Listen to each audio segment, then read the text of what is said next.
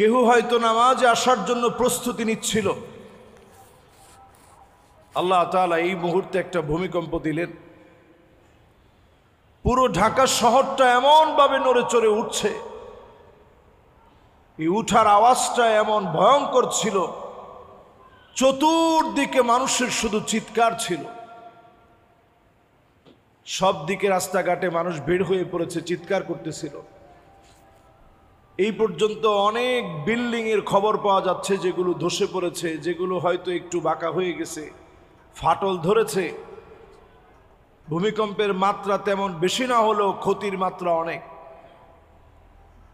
এর চেয়ে বড় সতর্কীকরণ আল্লাহর পক্ষ থেকে অনেক বড়। এই যে আল্লাহ সুযোগ দিয়ে আজকে আমাদেরকে এখানে বসার সুযোগ দিলেন, আমরা মালিকের দরবারে শুকর গুজারি আদায় করছি, পড়ছি আলহামদুলিল্লাহ। আল্লাহকে মানুষ চিনে কখন? বান্দা যখন ঠিক বিপদের মুহূর্তে পড়ে যায়, আল্লাহ পাককে চিনে ঠিকই। ওয়াইদা গাশিয়াহুম মাউজুন কাযযুলালি দাআউল্লাহ। বান্দা যখন বিপদে পড়ে যায়, মুসিবতের মধ্যে পড়ে যায়, যাওয়ার মতো বান্দার যখন কোনো জায়গা থাকে না, ওই মুহূর্তে যার নাম অকপটে মনে হয়ে যায় তিনি কে? আল্লাহ পাক আজকে আমাদেরকে মনে করায় দিলেন, সজাগ হও, ইস্তাইকিযু, জাগ্রত হয়ে যাও, সজাগ হয়ে যাও তুমি তোমার রবের জন্য। আল্লাহ তাআলা আমাদেরকে আজকে জাগ্রত করার জন্য একটা ভূমিকম্প দিলেন। হাদিসের ভিতরে ভূমিকম্পের যে কারণগুলা পাওয়া যায়, যে আয়াতে কারিমা আমি তেলাওয়াত করেছি, এই আয়াতে কারিমা থেকে একটু যদি অনুধাবন করার চেষ্টা করেন, আওয়ালা ইয়ারাউনা আন্নাহুম, তারা কি দেখে না নিশ্চয়ই তাদের উপরে ইউফতানুনা ফি কুল্লি আমিন মাররাতান আও মাররাতাইন, প্রত্যেকটা বছরে আমি আল্লাহ রাব্বুল আলামিন বড় বড় এক অথবা দুইটা পরীক্ষা নিয়ে থাকি। তাহলে বলেন, প্রত্যেক বছরে আল্লাহ তাআলা পরীক্ষা নেন কয়টা? বড় বড় এক অথবা দুইটা পরীক্ষা আল্লাহ তাআলা নেন। উদ্দেশ্য হচ্ছে সুম্মা লা ইয়াতুবুনা ওয়ালা হুম ইয়াযাক্কারুন, এরপরেও তোমরা তাওবা করে আমি আল্লাহর দিকে আসো না, আমার একটু স্মরণ করো না। আজ যদি তাওবা করে আল্লাহকে স্মরণ করে বেনামাজি যদি নামাজি হয়ে যায়, মদখোর মদদি জেনাকার বেপরদানিশীন নারীরা যদি পর্দানিশীন হয়ে যায়, সমাজ থেকে যিনি ভূমিকম্প উঠায় নিবেন তিনি কে? ভূমিকম্পের অনন্য কারণ ইদা তুখিদাল ফাইয়ুদ আলা, রাষ্ট্রীয় সম্পদ নিজের বানায় নিবে, রাষ্ট্রীয় সম্পদের ক্ষেত্রে আমানত থাকবে না। রাষ্ট্রীয় সম্পদ যখন বক্ষণ করা হবে, ভূমিকম্প চলে আসবে। রাষ্ট্রীয় সম্পদের হিসাব না থাকা, রাষ্ট্রীয় সম্পদের হিসাব সংরক্ষণ না করা, জনগণকে ঠকানোর কারণে ভূমিকম্প হয়।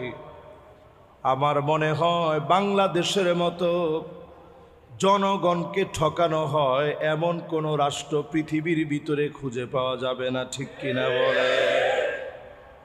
সবচেয়ে বেশি জনগণ এদেশে ক্ষতিগ্রস্ত। মানুষের ব্যবসা বাণিজ্য, জনজীবন এখন হুমকির মুখে। এই যে অবস্থা, এটা পৃথিবীর ভিতরে ভূমিকম্প আসার অনন্য কারণ। ওয়াল ফাইয়ুদ আলা ইদা তুখিদাল ফাইয়ুদ আলা ওয়াল আমানাতু মাগনামা, আমানতদারি থাকবে না, মানুষের ভিতরে আমানতদার খুঁজে পাওয়া যাবে না।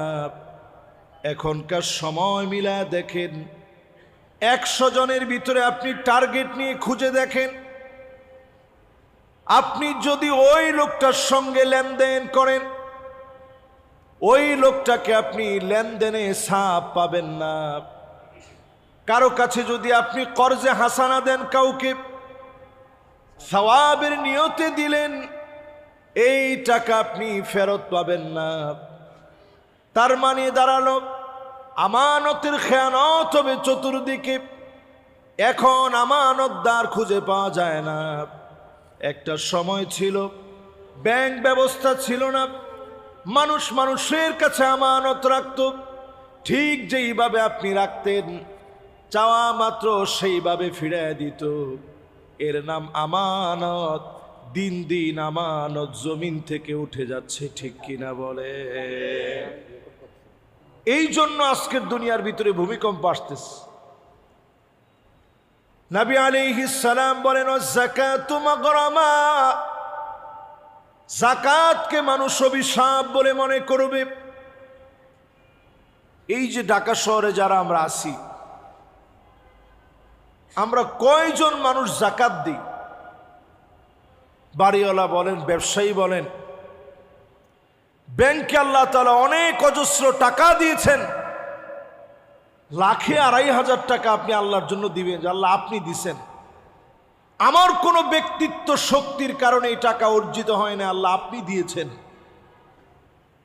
যাকাত আপনি খুশি মনে দিবেন, আল্লাহ আপনিই টাকা দিয়েছেন, আমার কোনো বড়ত্ব কোনো মালিকত্ব কিচ্ছু নাই, সব আল্লাহ আপনি দিয়েছেন।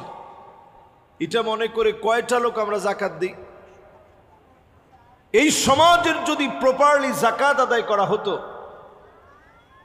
2-3 বছর সময়ের ভিতরে এই সমাজটা এমন হয়ে যেত, দরিদ্র খুঁজে পাওয়া যেত না। বড় আমাদের দেশে অভাব যে আমরা যাকাত দেওয়ার মতো লোক থাকলেও বাংলাদেশে একেবারেই আমরা যাকাত আদায় করি না। যারা আদায় করি তারা থোক বরাদ্দ দিই।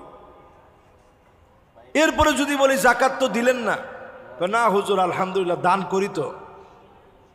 আপনি যদি শত শত কোটি টাকাও দান করেন, হিসাব ছাড়া যাকাত দিই, এই দানের জায়গায় থাকবে, কিন্তু যাকাতের গুনাহ কোনোভাবেই আল্লাহ মাফ করবে না, ঠিক কিনা বলেন? এবং যাকাতটা এত মারাত্মক, জাহান্নামকে আল্লাহ টেনে নিয়ে আসবেন। আপনি চিন্তা করেন শব্দ চয়ন, ইয়াউমা ইউহমা আলাইহা ফি নারি জাহান্নাম, জাহান্নামকে আল্লাহ নিয়ে আনবেন, হাজির করাবেন, মানুষের সামনে সেদিন দাঁড় করাবেন। আল্লাহ পাক সেদিন বলবেন, গোলাম এই হচ্ছে সেই জাহান্নাম, এই হচ্ছে সেই জাহান্নাম, যেই জাহান্নাম আজকে তোর জায়গা হবে।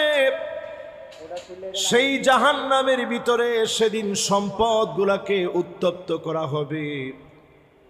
এরপরে আপনার কপালের ভিতরে, চেহারার ভিতরে, আপনার পিঠের ভিতরে, পেটের ভিতরে সেদিন সেকা দেওয়া হবে।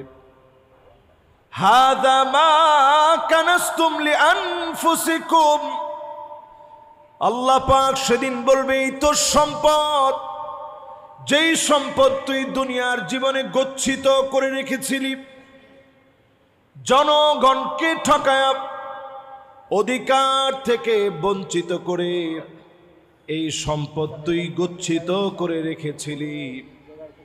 এই সম্পদ সেদিন গচ্ছিত করে রাখার কারণে মানুষগুলা সেদিন আল্লাহর আদালতে ধরা পড়ে যাবে। যাকাতের কারণে এই জমিনের ভিতরে ভূমিকম্প হয়, ভূমিকম্প হবে এই জমিনের ভিতরে।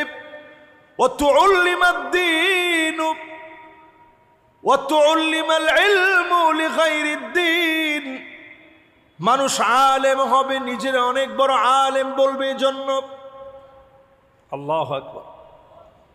এই অংশটা আসলে আমাদের নিজেরে বড় অপরাধী মনে হয়। দুনিয়ার জীবনে পাই না এরকম খুব কম জিনিস আমি দেখি। আল্লাহ তাআলা সব সম্মান ইজ্জত সব আমাদেরকে দিছেন। কিয়ামতের দিন কত আলেম আল্লাহর কাছে ধরা পড়ে যাবে। ওয়াতুল্লিমাল ইলমু লিগাইরিদ-দীন, দিন শিখছে, আলেম হয়েছে, শুধুমাত্র দুনিয়ায় আমারে আলেম বলবে, দুনিয়া আমারে খতিব সাহেব বলবে, দুনিয়ায় আমারে মুফাসসিরে কোরআন বলবে, দুনিয়া আমারে অনেক বড় আলেম মনে করবে। এই জন্য যারা আলেম হবে আল্লাহর আদালতে তারা ধরা পড়ে যাবে। এখন যারা এই মুহূর্তে শুনছেন, দুনিয়ায় আমরা ইলম যারা শিখি, মাদ্রাসার অনেক তালিবুল ইলম এই মসজিদে আসেন, এখানে অনেক উলামায়ে কেরামের সমারোহ সমাবেশ হয় প্রতি জুমাবারে। আমরা যারা আলেম হওয়ার চিন্তা ভাবনা করি, আলেম হতে হবে শুধুমাত্র আল্লাহর জন্য। ছাত্র জীবনে আমার বড় খেয়াল পড়ে, সবাই জিজ্ঞাসা করতেন যে দেশে গিয়ে কি করবি, তো আমি এক বাক্যে বলতাম, যদি আল্লাহ খাওয়া খুশি থাকে আমাদের খুশি থাকতে হবে। যদি আল্লাহ খাওয়া খুশি না থাকে, না খাওয়া খুশি থাকে, আমি তো গোলাম। না খেয়ে খুশি থাকার নামই হচ্ছে গোলাম হওয়া। আমি যদি আল্লাহর গোলাম হই, আমি যদি আলেম হই, আমাদের যারা আকাবের ছিল, ইমাম শাফিঈ আলাইহির রাহমা, মানুষ তরমুজটা খেয়ে ফেলে দিতেন, আল্লাহু আকবার, ওই তরমুজটাকে উনি রাত্রিবেলায় কুড়ায় এনে ধুয়ে অবশিষ্টাংশ যেটা বাকি রয়ে গেছে, এই তরমুজের অংশ, এই খোসা, এই ছালগুলা উঠায় উঠায় খাইতেন। সেই ইলম আল্লাহ তাআলা আলেমদেরকে দিয়েছে। কিছু মানুষ দেখবেন আলেমদের সমালোচনা করে, কথা বলার সময় মোল্লা, কাঠমোল্লা, মুন্সি, হুজুর, আরে হুজুররা কি বুঝে, ইমাম সাহেবের পরামর্শ দেয়, ইমাম সাহেব সেজদাটা একটু আগে আগে দিতে পারেন, আপনার চাইতে বয়স কিন্তু আমার কম না, আপনার বয়স 30, আমার বয়স 70, ডাবলেরও একটু বেশি, আমি আপনার আগে রুকু সেজদা এখনো দিতে পারি, কিন্তু দেই না খালি আপনি ইমাম সাহেব দেখে। আরে মিয়া, যদি আপনি ইমাম সাহেবের আগে রুকু সেজদা করেন, শুধু নবীর উম্মত দেখে আল্লাহ আপনাকে ছাড় দিয়ে দিয়েছে। আপনি ইমাম সাহেবকে পরামর্শ দেওয়ার আগে চিন্তা করেন। আল্লাহর হাবিব বলেন, আমা ইয়াখশাল্লাযী আইয়ারফা রাসাহু ক্বাবলা আল ইমাম, ইমামের আগে যে মাথাটা উঠায়, আও ইয়াহওয়ালাল্লাহু রাসাহু রাসাল হিমার, তার চেহারা গাধার মতো হয়ে যেত। শুধু হয় না নবীর উম্মত বলে, জোরে করে আল্লাহু আকবার। প্রিয় ভাইরা আমার, দুই একটা ঘটনা যদি এইরকম ঘটতো যে বের হইতেছে এই সময় চেহারা পরিবর্তন হয়ে গেছে, গাধার মতো হয়ে গেছে, মানুষ দেখার সাথে সাথে বলতো এই যে লোক ইমামের সাথে বেয়াদবি করছে। আল্লাহ তাআলা এত বড় আমাদেরকে অসম্মান করেন নাই, নবীজির দোয়ার কারণে আল্লাহ তাআলা আমাদেরকে এত বড় অসম্মান করেন। আলেমদের দাম আল্লাহর কাছে এত বেশি, সেই আলেম যদি ইখলাস পূর্ণ আলেম না হয়, লা খিলাস ইল্লা বিল ইখলাস, কোনো কিছু আল্লাহর কাছে যাবে না, যাবে শুধু ইখলাসটা। এই ইখলাস বাহ্যিক কোনো রূপরেখায় দেখা যায় না, ইখলাস লালন করতে হয় অনেক ভিতরে। এই জায়গায় যদি ঘাটতি হয়ে যায়, আলেম যদি দুরাচারী হয়, ওই জমিনের ভিতরে ভূমিকম্প হয়। তার মানে আমাদের প্রত্যেকের দায়িত্বটা কত বেশি একটু চিন্তা করে। এরপরে আল্লাহর হাবিব বলেন, আতাআর রাজুলু ইমরাতাহু, স্ত্রীর কথা স্বামী উঠবে আর বসবে, স্ত্রীর কথা মতো স্বামীরা চলবে, স্ত্রীর কথা মতো স্বামীরা চলবে, স্ত্রী যেমনে বলবে অমনে চলবে। আজ আপনি তাকায় দেখেন, নারী অধিকারের নাম করে নারীদেরকে এত বেশি প্যাট্রোনাইজ করা হচ্ছে।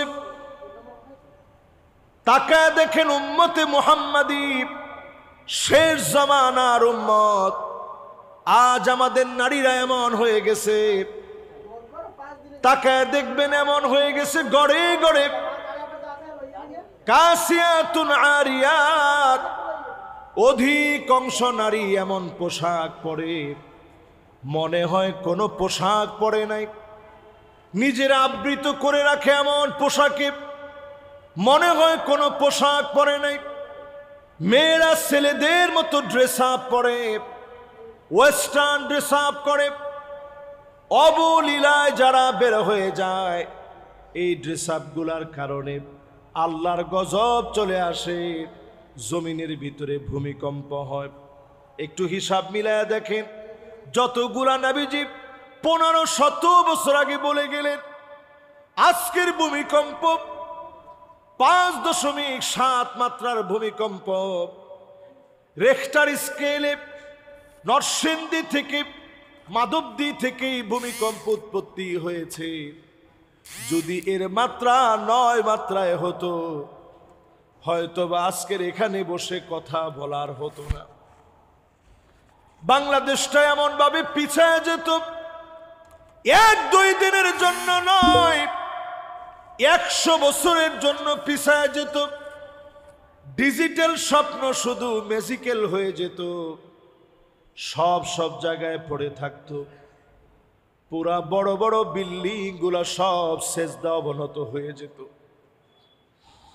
আমরা হয়তো আল্লাহর কাছে চলে যেতাম, যার যার আমল নিয়ে হাজির হয়ে যেতাম। আজকের দিনে কল্পনা করেন কতজন আল্লাহর সামনে দাঁড়ায় যেতাম। আজকেও ফজরের নামাজটা আমরা আদায় করি নাই, আজকেও ফজরের নামাজ পড়ি নাই। আল্লাহ পাক যখন আমারে ডাক দিতে নাই, কেন ফজরের নামাজ পড়লি না? ফেরেশতারা ডেকে ডেকে আনতো তারিকুস সালাত। অনেকগুলা নামাজ পরিত্যাগকারী আজকে বাংলাদেশ থেকে বিদায় হয়েছে। আমাদের নামটা হয়তো ওই কাতারে চলে যেত। অসংখ্য লোকেরা বেনামাজি হয়ে দাঁড়াতো, অসংখ্য লোকেরা মালিকের সামনে চেহারা দেখাতে পারতো না।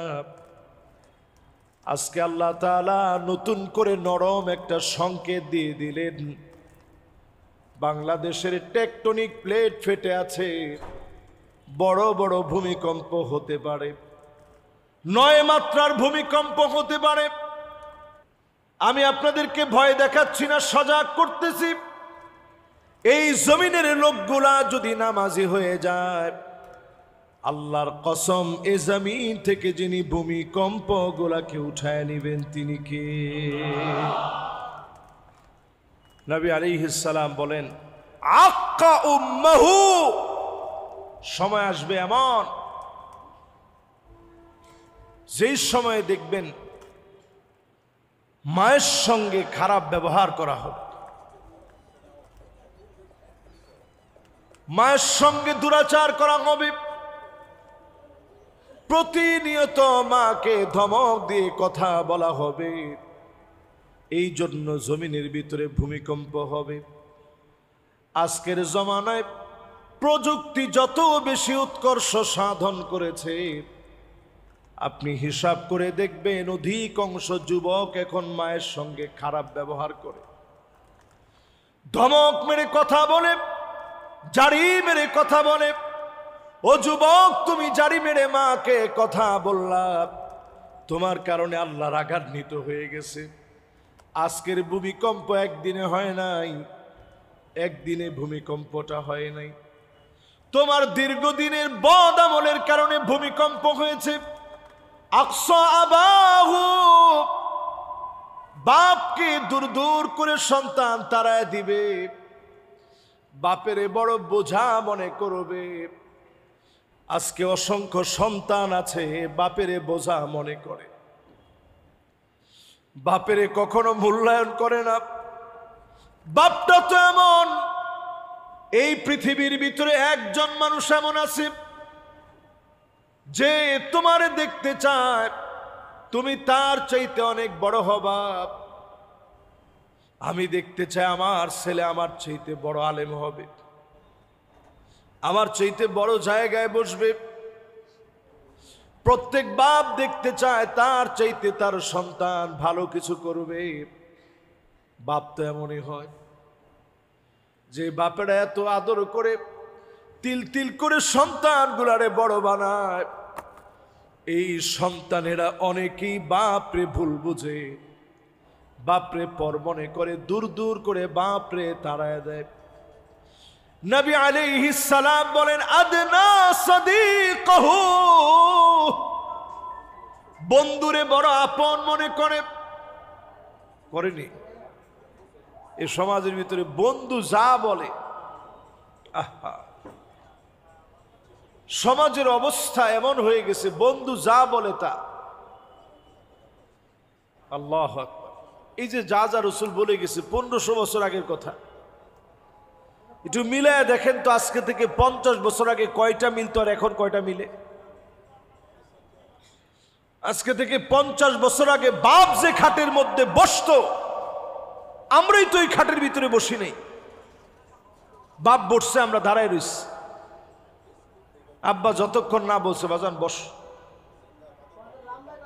এরপরে আব্বা যখন বলতো বাজান বস বস, অসুবিধা বস। এটা শুধু আমি আমার আব্বার কথা বলতেছি এরকম না, আপনাদের ক্ষেত্রে এরকম হয়েছে না? বাপ মা যেই খাটের ভিতরে থাকতো বসতো, ওই খাটের ভিতরে সন্তান বসতো না, দাঁড়ায় থাকতো, যেটা আমার আব্বা আম্মার থাকার জায়গা। আর এখন ট্রেডিশন এমন হয়ে গেছে, আমরা এখন সন্তানরা, আমার সন্তানই তো আমার তুমি তুমি করে বলে। এখন ট্রেডিশন হয়ে গেছে, এটা ট্রেন্ডিং চলতেছে তুমি তুমি বলা।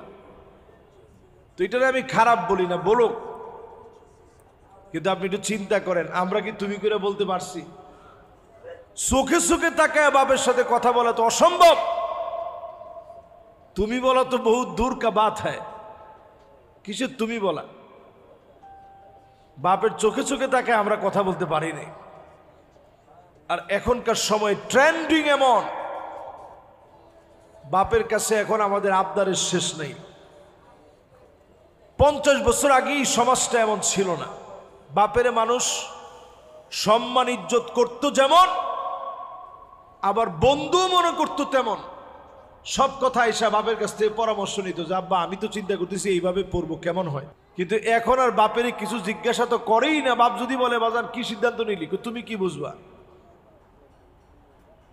বাপ মনে মনে চিন্তা করে আসলে তো আমি কি বুঝবো, আমি তো এই যুগের লোক না। আল্লাহু আকবার। নবীজির কথাগুলা কত সত্য, বিশ্বাস করেন। 10:37 যখন ভূমিকম্পটা হয়, আমার কাছে মনে হইল যে এবারের ভূমিকম্পটা একটু ভিন্ন রকমের। আমি গতকালকে কুমিল্লা মাহফিল শেষ করে দেবিদ্বার থেকে আসছি, ফজরের নামাজ পড়ে আইসা একটু ঘুমাইস। তো আমি অ্যালার্ম দিয়ে রাখছিলাম যে 11টার দিকে আমি ঘুম থেকে উঠব। দেখেন অ্যালার্মের আগে আল্লাহ তাআলা একটা অ্যালার্ম দিয়ে দিছে, তোর অ্যালার্ম বাজার আগে তুই উঠে যা। প্রকম্পনটা এত ভয়াবহ ছিল, আমার হৃদয় কেঁপে উঠছে যে এত ভয়ঙ্কর একটা প্রকম্প হতে পারে, এত ভয়ঙ্কর একটা কম্পন হতে পারে। আর চতুর্দিকে মানুষের শুধু চিৎকার শুনছিলাম আমি। আশেপাশের মানুষগুলা বিল্ডিং থেকে দৌড়ে নেমে গেছে যে আল্লাহ এই মনে হয় এবার ধরে ফেলছে। এরপরেও যদি আমরা নিয়ত শুদ্ধ না করি, শুধু ফেসবুকে একটা স্ট্যাটাস দেই, আহারে বড় একটা ভূমিকম্প হয়ে গেল, আল্লাহ বাঁচায় দিস, এরপরেও যদি নামাজের দিকে না আসেন, আল্লাহ তাআলা বড় মাপের ধরবে আমাদের। এরপরে নবী আলাইহিস সালাম বলেন, এমন সময় আসবে যাহারাতিল আসওয়াতু ফিল মাসাজিদ, মসজিদের ভিতরে হট্টগোল হবে, ক্ষমতার দ্বন্দ্ব হবে, মারামারি কাটাকাটি মসজিদের ভিতরে শুরু হয়ে যাবে। আমি প্রশ্ন করতে চাই, এখন মসজিদের ভিতরে হট্টগোল আছে না? না, আপনারা যেরকম আছে বললেন, আসলে কি আছে? সারা বাংলাদেশে মসজিদের ভিতরে এখন হট্টগোল হয়। আলহামদুলিল্লাহ আমাদের মসজিদটা ব্যতিক্রম। এখানে খুতবা শুরু হয়ে গেলে পিনপন নীরব একটা পরিবেশ থাকে। এটা আল্লাহ তাআলার মেহেরবানি।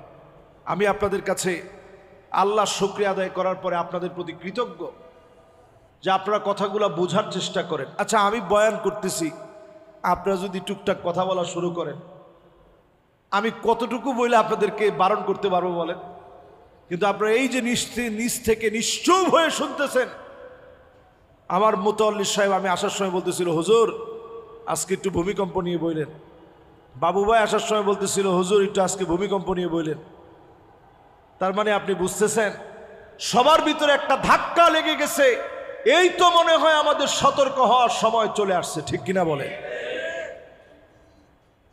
প্রিয় ভাইরা আমার, নবীজি এরপরে বলেন সাদুল কবিলা ফাসিকুহুম, ফাসিকেরা এলাকায় এলাকায় নেতা হয়ে যাবে, বড় বড় নেতা হবে।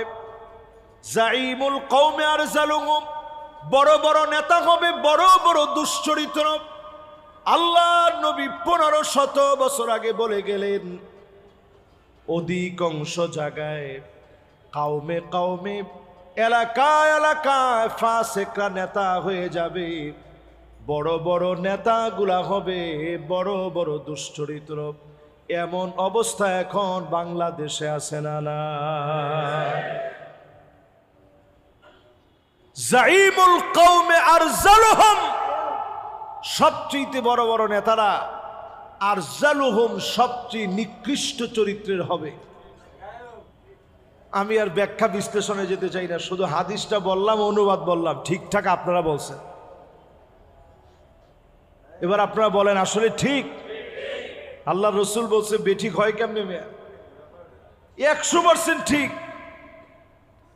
আপনি যেই নেতার পিছনে স্লোগান ধরেন, ওই নেতার যদি নামাজ না থাকে, ওইটা কেমন নেতা? কিয়ামতের দিন মানুষ বলবে আল্লাহ ওই নেতারে হাজির করেন, নাজআলহুমা তাহতা আকদামিনা লিয়াকুনা মিনাল আসফালিন। দুনিয়াতে তো পারি নাই, আজকে তারে পায়ের নিচে দিয়ে তারপরে জাহান্নামে যেতে চাই। অন্তত তাকে আজকে এই জমিনের ভিতরে আসফালদের অন্তর্ভুক্ত করতে চাই। আজকে তারে অপমান যতটুকুন করার করে তারপরে যাব। একটু চিন্তা করেন কি জবাব আল্লাহর কাছে আমরা দিব। এরপরে এমন সময় আসবে, জহারাতিল কাইনাতুল মাআজিফ, চতুর্দিকে গান বাজনা বেড়ে যাবে, মিউজিক বেড়ে যাবে। এখন তাকায় দেখেন, অলিতে গলিতে বাড়িতে বাড়িতে এখন মিউজিক আছে না? না, আমাদের বিবাহ শাদীর ভিতরে ইজাব আর কবুল শুধুমাত্র মাশাআল্লাহ ইসলামী পন্থায় হয়। হুজুর একজনকে নিয়ে মোনাজাতটা ইসলামী পন্থায় হয়, বিবাহের খুতবাটা ইসলামী পন্থায় হয়। এছাড়া বাকি যা আছে এই সবটাই আমাদের দেশে হয়, যার মধ্যে ইসলাম নাই। মিউজিক দিয়া শুরু হয়, জোরে কন কি দিয়া? আহারে, আপনি বরকত কেমনে আশা করেন? আইসারুহা মাউনা, বরকত হবে ওই বিয়ের ভিতরে যে বিয়ে সহজ হবে। আর আমাদের বিয়ের ভিতরে সহজ তো দূরে থাক, বিয়ের নাম নিলেই 10 লাখ টাকা অনুষ্ঠানে খরচ, 10 লাখ টাকা যৌতুক, এগুলো আছে না নাই? ভূমিকম্প হবে না কি হবে কোন? এরপরে নবীজি বলেন শুরিবাতিল খামর, এই জমিনে ভূমিকম্প হবে, প্রচন্ড ভূমিকম্পে কেঁপে উঠবে, শুধুমাত্র কেবলমাত্র অনন্য কারণের ভিতরে অন্যতম কারণ মদ পানের কারণে। চতুর্দিকে মদ পান হবে, শুরিবাতিল খামর, চতুর্দিকে মানুষ মদ পান করবে, দেদারসে মানুষের ভিতরে মদ চলবে। কেমন যেন মদটাকে নিষিদ্ধ হওয়ার পরেও মানুষ বৈধ বলে মনে করবে। এখন বাংলাদেশে মদের লাইসেন্স পাওয়া যায়, লাইসেন্স করে তারপরে তিনি মদ খান। আহারে মানুষ, কবে শুধরাবেন? কবে আল্লাহর দিকে আসবেন? কবে একটু নিজেরে পরিবর্তন করবেন? কবে নিজেরে নামাজ হিসাবে দেখবেন? বয়স চলে যাচ্ছে। যারা আমার সামনে বসছেন, আর 3-4টা মিনিট সময় নেই। আজকে জীবনে তো আর কথা না বলতেও পারতাম। যারা আমার সামনে বসছেন, প্রিয় ভাইয়েরা আমার, জীবনের একটা সময় থাকে সবই, একেবারে জীবনের ছোটবেলা, শিশুকাল, তখন হামাগুড়ি দিতে মজা লাগে, বাপের হাতে ধরে হাঁটতে মজা লাগে, জীবনের কোনো টেনশন নেই। 10 বছর পর্যন্ত এই সময়টাকে সবই বা জীবনের শিশুকাল বলে।